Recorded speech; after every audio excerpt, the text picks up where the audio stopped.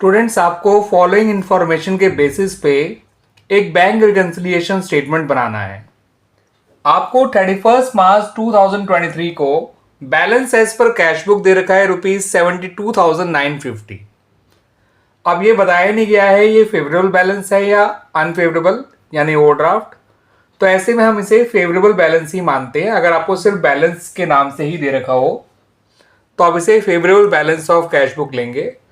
और cash book का favourable balance जो होता है वो डेबिट बैलेंस होता है, तो it means it is a debit balance of cash book. अब क्योंकि ये फेवरेबल बैलेंस है तो आप इसे पॉजिटिव आइटम में यानी प्लस आइटम में लिख देंगे ₹72,950 को। ठीक है बच्चों। फिर आपको ये बताया गया कि he send cheques of ₹90,075 to his bank for collection. इसने अपने बैंक में कलेक्शन के लिए ₹90,075 के चेक जो है भेजे थे, but cheques of ₹43,769 were not collected by that date. तो चेक भेजे थे इतने 90,075 के, मगर उनमें से कितने के चेक कलेक्शन के लिए नहीं पहुंचे वो आपको क्लियरली बता रखा है। तो आपको इन चेक से मतलब है जो कलेक्शन के लिए नहीं पहुंचे, ना कि जितने चेक भेजे थे कलेक्शन के लिए। तो जब अकाउंट होल्डर ने ये चेक जमा करने के लिए भेजे होंगे तो उसने अपनी कैश बुक को बढ़ा दिया होगा इस अमाउंट से, मगर ये अमाउंट पासबुक ने नहीं बढ़ाया अपने यहाँ। तो ये अमाउंट कैश बुक में तो बढ़ा हुआ है मगर पासबुक में नहीं बढ़ा हुआ। ठीक है। और हमें जाना पासबुक के बैलेंस के पास है, तो हमें कैश बुक के काम को रिवर्स करना होता है, यानी अगर ये पहले बढ़ा चुका है तो इसे अब माइनस करना होगा। ठीक है बच्चों। तो जिसका बैलेंस निकालना है उसके कामों को तो आपको एज इट इज फॉलो करना होता है, और जिसका बैलेंस गिवन होता है उसके कामों को आपको रिवर्स करना होता है। उसके उन कामों को रिवर्स करना होता है जो उसने तो किए हैं मगर दूसरी बुक में नहीं हुए हैं। ये काम कैश बुक में तो हो चुका है, कैश बुक में तो बढ़ चुका है ये अमाउंट, लेकिन ये अमाउंट पासबुक में नहीं बढ़ा है, तो इसलिए हमें वापस माइनस करना पड़ा ताकि हम पासबुक के बैलेंस तक पहुंच सके। ठीक है बच्चों। अब अगला पॉइंट देखिए।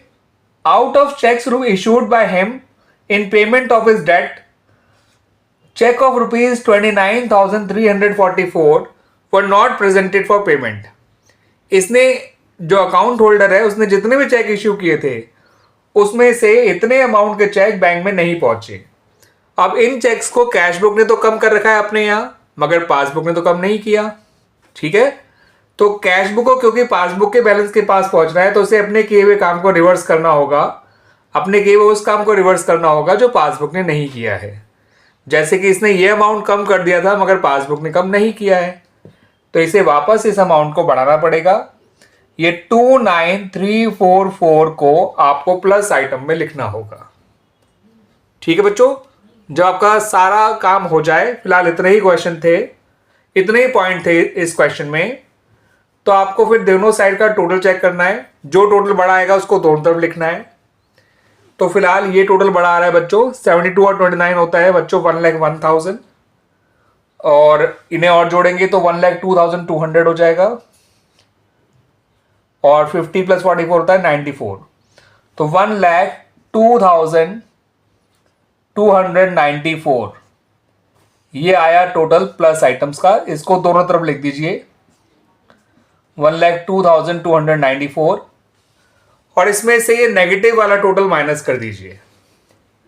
4 - 9 is 5, 8 - 6 is 2, 12 - 7 is 5, 11 - 3 is 8, and 9 - 4 is 5। आप माइनस करेंगे 1,02,294 में से 43,769 को, तो रिजल्ट निकल कर आएगा 58,525। और ये पॉजिटिव बैलेंस है, इस बात को ध्यान रखिएगा, मगर इसे लिखा जाएगा नेगेटिव साइड में ही। तो ये पासबुक का पॉजिटिव बैलेंस है जो कि निकल कर आया 58,525। और पासबुक का जो पॉजिटिव बैलेंस होता है उसे हम बोलते हैं बच्चों credit balance as per passbook. ठीक है बच्चों। तो this is the final answer. Clear हो गया आपको अच्छी तरह से? ये मेरी इस अप्रोच को ध्यान रखिएगा बच्चों। जब भी हमें कैश बुक का बैलेंस गिवन हो और हमें पासबुक का बैलेंस निकालना है तो हमें पासबुक के किए हुए कामों को तो एज इट इज फॉलो करना है।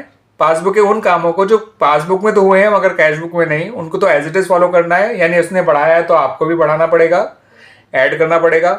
उसने कम किया है तो आपको भी कम करना पड़ेगा, सब्ट्रैक्ट करना पड़ेगा। मगर कैश बुक के किए हुए कामों को आपको रिवर्स करना है। अगर कैश बुक पहले बढ़ा चुकी है कोई अमाउंट तो उसे अब कम करना पड़ेगा। कैश बुक कोई अमाउंट अगर कम कर चुकी है पहले तो उसे वापस ऐड करना पड़ेगा, ताकि पासबुक के बैलेंस तक पहुंचा जा सके। क्लियर बच्चों? आगे समझे बात?